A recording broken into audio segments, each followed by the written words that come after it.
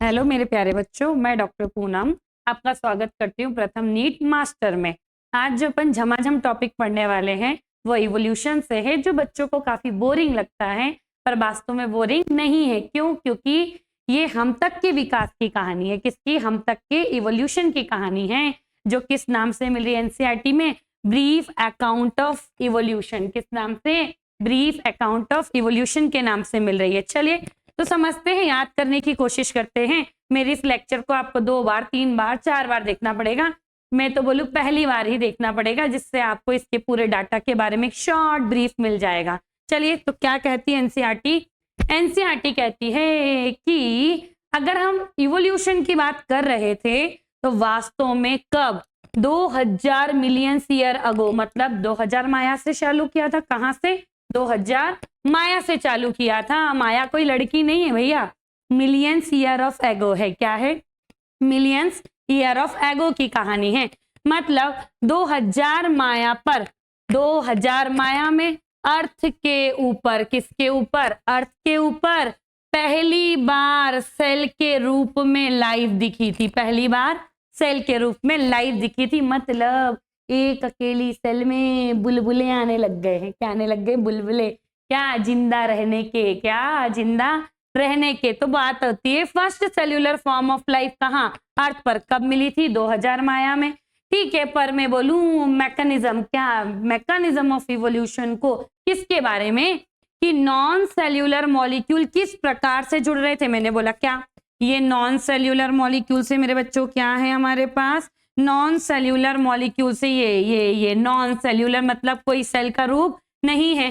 किस तरीके से इकट्ठा हो गए? एग्रीगेट बना लिया। एग्रीगेट बनाने के बाद एक जायंट मॉलिक्यूल में चेंज हो गए। किसमें?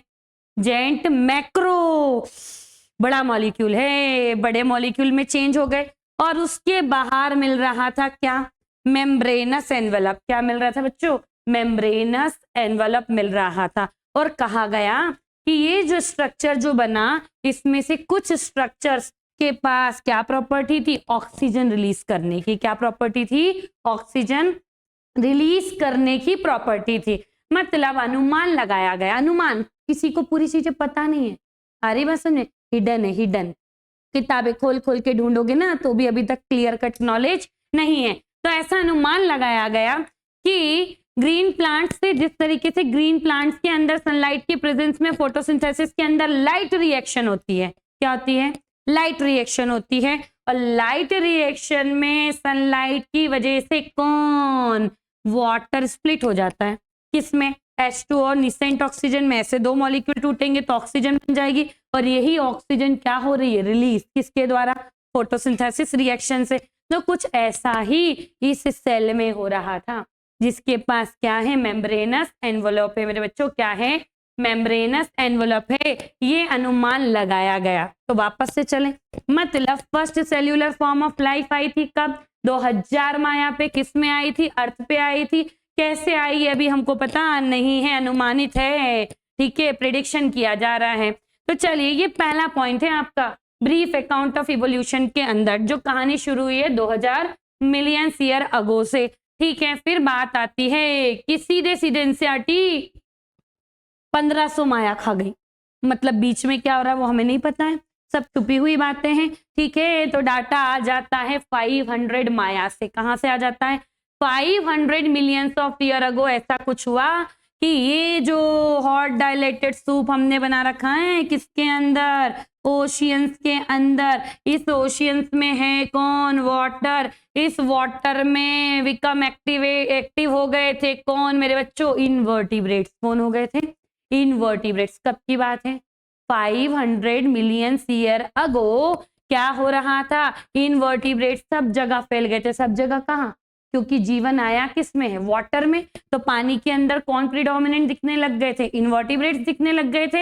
अब आपको पता होगा एनिमल किंगडम में कि इनवर्टिब्रेट्स और वर्टिब्रेट्स क्या होते हैं। जैसे protozoa, Porifera, Coelenterata, Annelida, Mollusca, ये सब किसके अंदर आते हैं? इनवर्टिब्रेट्स के अंदर आते हैं। तो इन सब का ओरिजिन किस में हुआ? वाटर में। किस में हुआ? वाटर में। और ये प्रीडोमिनेंट मतलब ज्यादा ज्यादा ज्यादा अपनी संख्या बढ़ा रहे थे। कब की बात है? 500 माया की। मेरे बच्चों कब की बात है?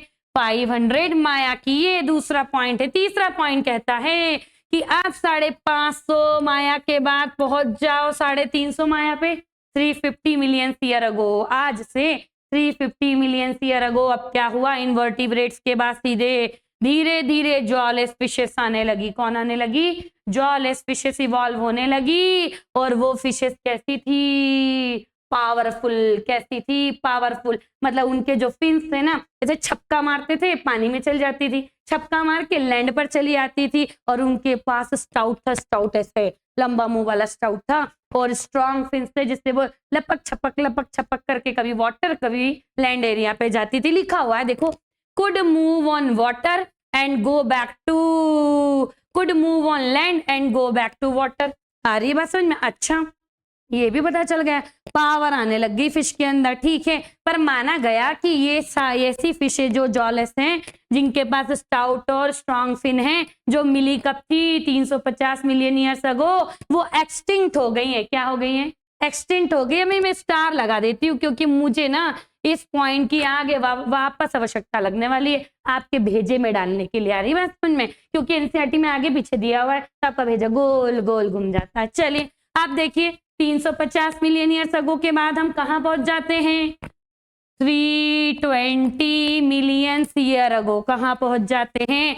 320 मिलियन ईयर अगो। अब समुद्र में आने लगेंगी क्या? सीवीड क्या आने लगेंगी?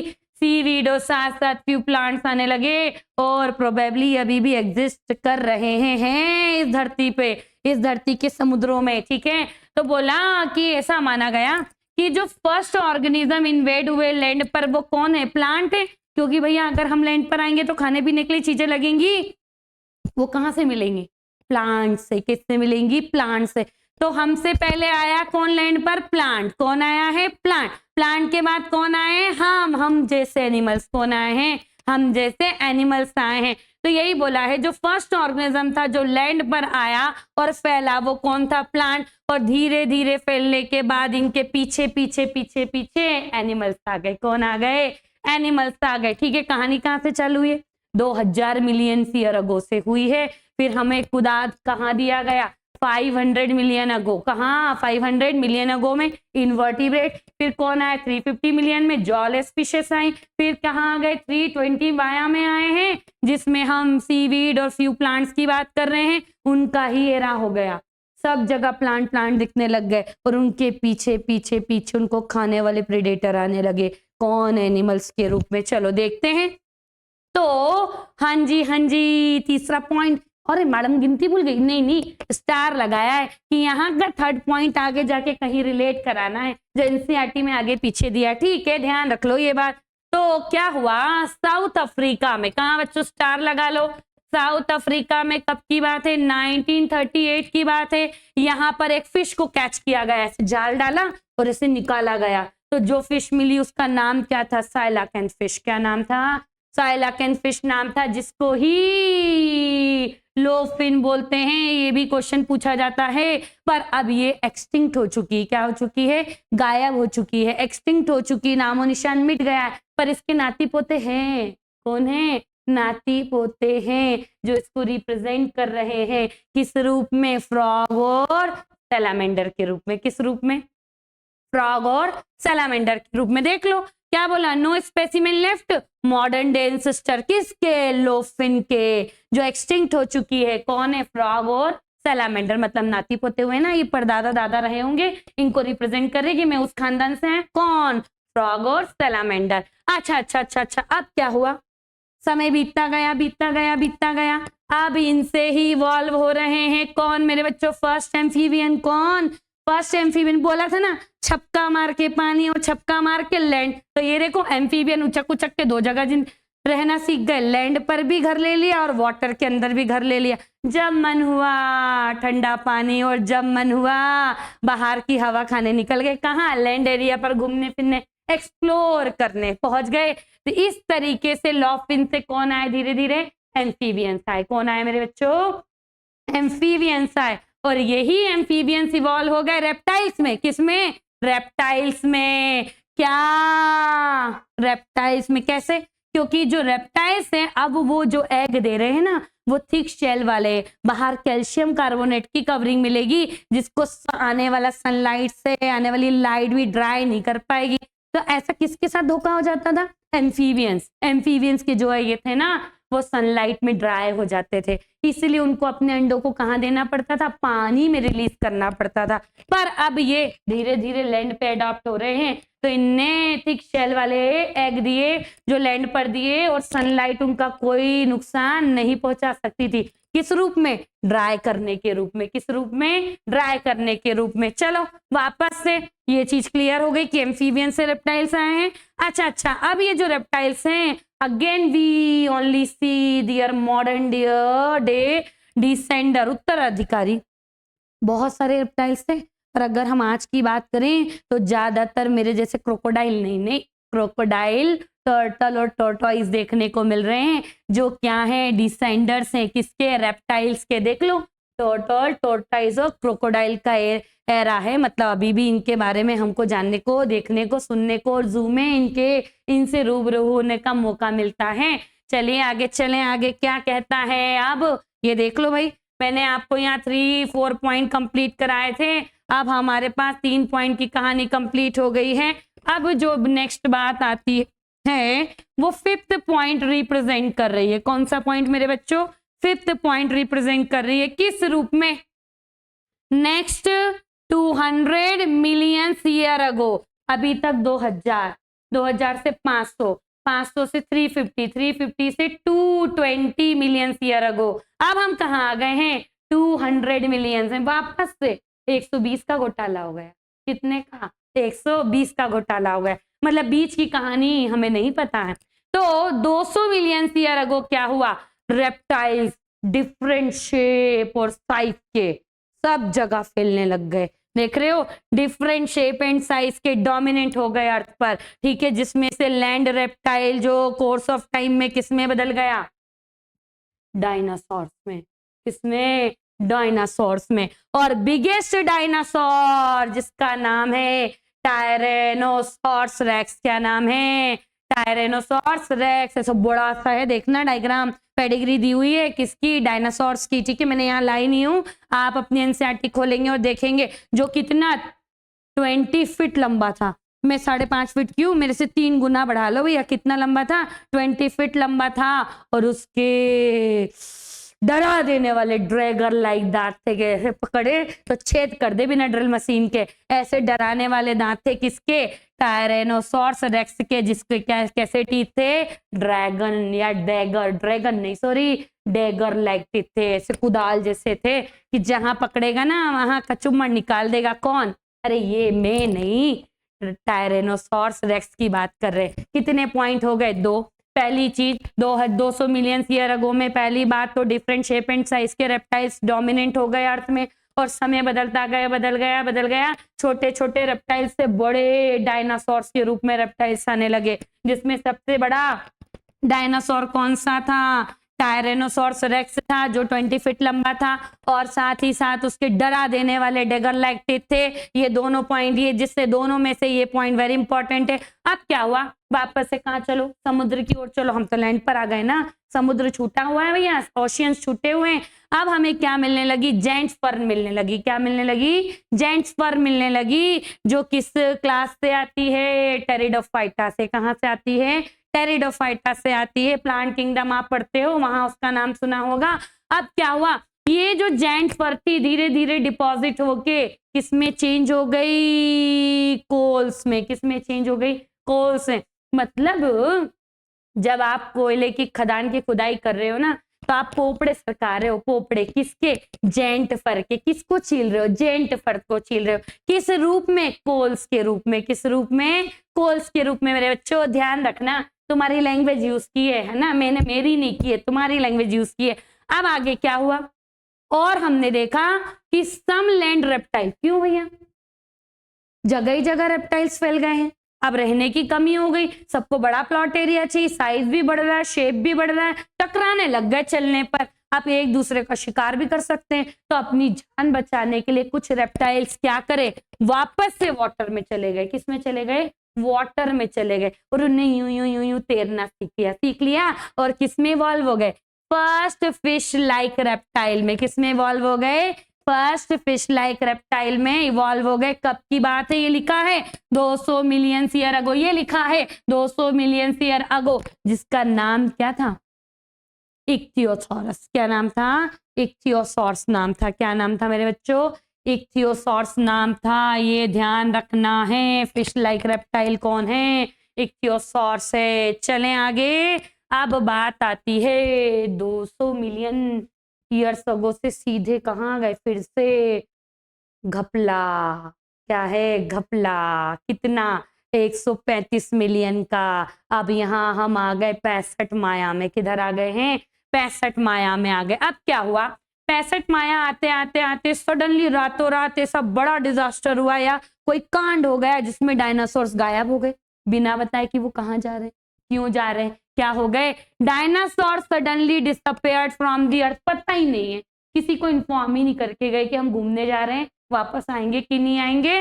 तो कहते हैं ये बात हमको पता नहीं है वास्तव में उनका रीजन क्या था गायब होने का, पर ऐसा माना जाता है कि क्लाइमेटिक चेंज ने उनको मार दिया। सडन पूरा क्लाइमेट चेंज हुआ कि सिर्फ डायनासोर्स मरे, बाकी कोई नहीं मरा। अरे फिर तो ये तो मैं बिलीव करने वाली बात नहीं, पर करना पड़ेगा ना। एनसीईआरटी कहती है। फिर क्या बोलती? कुछ लोगों का कहना है कि ये जो डायनासोर से रातों रात चिड़िया बन के उड़ने लग गए। चिड़िया बन, अरे भैया ऐसा भी नहीं हुआ होगा, ठीक है, पर ध्यान रखना एक आर्कियोप्टेरिक्स नाम की वो दिया हुआ है चिड़िया का नाम, जिसमें रेप्टेलियन कैरेक्टर भी है और एप्स कैरेक्टर भी हैं। तो जो हमको आइडिया देती है कि कहीं ना कहीं जो बर्ड्स आ रही इवॉल्व होके वो रेप्टाइल्स से आ रही, हमें ये बात को मानना पड़ेगा। पर वास्तव में इसका सही कारण क्या था ये कोई भी अभी तक हमको क्लियर नहीं कर पाया है, या ये अननोन है। ठीक है, कब की बात है ध्यान रखना, कब डायनासोर्स एक्सटिंक्ट हुए हैं? 65 माया में हुए। चलिए अब जो 6th पॉइंट है वो क्या है? First mammal. कौन है? First mammal. तो हमें कुछ फॉसिल्स मिले जिनका साइज छोटा था और उन फॉसिल्स को निकाल के मैच किया गया आज के जानवरों के साथ में, एनिमल्स के साथ में। तो पता चला ये छोटा सा जो फॉसिल्स मिल रहा है ना, उंदरा उंदरी से मैच कर रहा है। किससे? उंदरा उंदरी, चुईया चुईयाओं से, छुछुंदरियाओं से। तो माना गया कि ये जो छोटा फॉसिल्स मिला है वो फर्स्ट मैमल है, जो कौन है? श्रू था। कौन था? श्रू श्रू श्रू। अरे सुनी रे, श्रू, उंदरा उंदरी, ध्यान रखना। अब क्या हुआ? अब बोला कि श्रू जो था वो इंटेलिजेंट भी था भैया, भाप जाता था खतरा देखकर, इस रास्ते से जाना है या नहीं जाना। मतलब उसके पास इंटेलिजेंसी में सेंसिंग पावर थी, अवॉइडिंग पावर थी कि अवॉइड कर दे किसको? डेंजर को। अपनी जान बचा के रास्ता बदल लेता था अगर पता चल जाए आगे कुछ खतरा है तो। इसीलिए उसको क्या बोला गया? इंटेलिजेंट। क्या बोला गया? इंटेलिजेंट बोला गया। किसको? फर्स्ट मैमल को। ठीक है, अब ध्यान रखो, अभी तक क्या जितने भी एनिमल्स थे वो अंडे दे रहे थे, ओविपेरस थे। अब धीरे धीरे अंडे नहीं सीधे बच्चे आ रहे हैं, क्योंकि जो अनबॉर्न यंग्स थे उनको मदर बॉडी अपनी बॉडी के अंदर प्रोटेक्शन दे रही है और डेवलप होने के बाद ही बॉडी से रिलीज हो रहे हैं या डिलीवर हो रहे हैं। तो क्या प्रोटेक्शन के लिए अंदर डेवलप किया है? तो इसीलिए बोला कि जो मैमल्स थे वो कैसे थे? बेबी पैरस। कैसे थे बच्चों? बेबी पैरस थे, बच्चे देने वाले थे। ठीक है, ये बात आपको ध्यान रखनी है। अब क्या हुआ? रेप्टाइल्स का नंबर धीरे धीरे कम होने लगा। सही बात है, जब एरिया खाली होगा तभी नई स्पीसीज आएगी, तो धीरे धीरे रेप्टाइल्स कम डाउन होने लगे और उस अर्थ पर या उस एरिया पर कौन डोमिनेंट होना शुरू हो गए? मैमल्स। कौन होना शुरू हो गए? मैमल्स होना शुरू हो गए। चलिए अब आखिरी में इस सेक्शन में बात की गई है कॉन्टिनेंटल ड्रिफ्ट की। किसकी बात की गई है? कॉन्टिनेंटल ड्रिफ्ट की बात की गई है कि द्वीप समूह पास पास आ रहे हैं। तो ऐसा ही कुछ हमें देखने को मिला। कहां पर? नॉर्थ अमेरिका और साउथ अमेरिका में। कहां देखने को मिला? नॉर्थ अमेरिका और साउथ अमेरिका में। तो देखिए जो साउथ अमेरिका है, कौन है बच्चों? साउथ अमेरिका है, वहां मैमल जैसे दिखने वाले कौन कौन मिल रहे थे? एक तो हॉर्स था, दूसरा है मेरे बच्चों हैप्पोपोटामस। कौन है? हिप्पोपोटामस, फिर था हमारे पास बियर, और कौन था हमारे पास, रैबिट। ये कुछ एग्जांपल्स आपकी बुक देती है जो कहाँ मिल रहे थे, साउथ अमेरिका में मिल रहे थे। जब कॉन्टिनेंटल ड्रिफ्ट हो रहा था तो ये साउथ अमेरिका ज्वाइन कर रहा है, क्या कर रहा है, ज्वाइन कर रहा है किसको, नॉर्थ अमेरिका को। किसको कर रहा है, नॉर्थ अमेरिका को। तो मैं बोलती हूँ नॉर्थ अमेरिका पे भी क्या होगा, फोना होगा, मतलब एनिमल्स होंगे। कौन होंगे मेरे बच्चों, एनिमल्स होंगे। तो जो नॉर्थ अमेरिका के एनिमल्स थे ना, उन्होंने क्या करा, साउथ अमेरिका के एनिमल पे कब्जा कर लिया। मतलब यहाँ इनकी पॉपुलेशन थी, वहां उनकी पॉपुलेशन थी। जब ये दोनों जुड़ गए तो किसकी पॉपुलेशन बढ़ी, साउथ अमेरिका के एनिमल्स की। किसकी, सॉरी, नॉर्थ अमेरिका के एनिमल्स की। किसकी पॉपुलेशन बढ़ी मेरे बच्चों, नॉर्थ अमेरिका के पॉपुलेशन की। किससे जुड़ने के बाद, साउथ अमेरिका से जुड़ने के बाद। मतलब नॉर्थ अमेरिका के फौना या एनिमल्स ने क्या कर दिया मेरे बच्चों, ओवरराइडन। क्या कर दिया, ओवरराइडन कर दिया। कहाँ के फौना के ऊपर, साउथ अमेरिका की फौना के ऊपर। इंपॉर्टेंट पॉइंट है, यहां से क्वेश्चन डेवलप हो सकता है, जहां आपको नॉर्थ और साउथ अमेरिका को याद रखना पड़ेगा। कहाँ की फौना ने किसके ऊपर ओवरराइडन किया था, किसका नंबर बढ़ा था, सिंपल सी बात है। तो मैं कह सकती हूँ नॉर्थ अमेरिका की जो फौना थी वो ज्यादा स्मार्ट थी, ज्यादा फिट थी, ज्यादा सिलेक्ट हो रही थी, ज्यादा प्रोजेनी प्रोड्यूस कर रही थी, क्योंकि डार्विन ने बोला है कि जो फिट है वो ज्यादा सरवाइव करेगा, और जो ज्यादा सरवाइव करेगा फिटेस्ट के तौर पे वो ज्यादा प्रोजेनी रिलीज करेगा, प्रोड्यूस करेगा। तो इनका नंबर बढ़ता गया और धीरे धीरे साउथ अमेरिका का फौना का नंबर कम होता चला गया। ठीक है, अब ऐसा ही सेम कॉन्टिनेंटल ड्रिफ्ट हमको देखने को मिला ऑस्ट्रेलिया में। तो जो ऑस्ट्रेलिया में पाउच मैमल्स हैं वो क्या कर रहे हैं, सरवाइव कर रहे हैं। क्या कर रहे हैं, सरवाइव कर रहे हैं। क्यों, क्योंकि वहां है लैक ऑफ कंपटीशन। क्या है, लैक ऑफ कंपटीशन है। किसके साथ, फ्रॉम अदर। वहां कोई है ही नहीं ज्यादा कंपटीशन करने के लिए, इसलिए कंगारू जैसी जो स्पीसीज है ना अभी भी हमको ऑस्ट्रेलिया में देखने को मिलती है, क्योंकि वहां उनको कॉम्पिटिट करने के लिए कोई अदर स्पीसीज ज्यादा है ही नहीं। इसीलिए इस तरीके से एनिमल्स का विकास होता गया। और इतनी सारी बातें हमको याद रखनी है जो कि नीट एग्जाम में हमारे लिए क्या है बच्चों, इम्पॉर्टेंट है।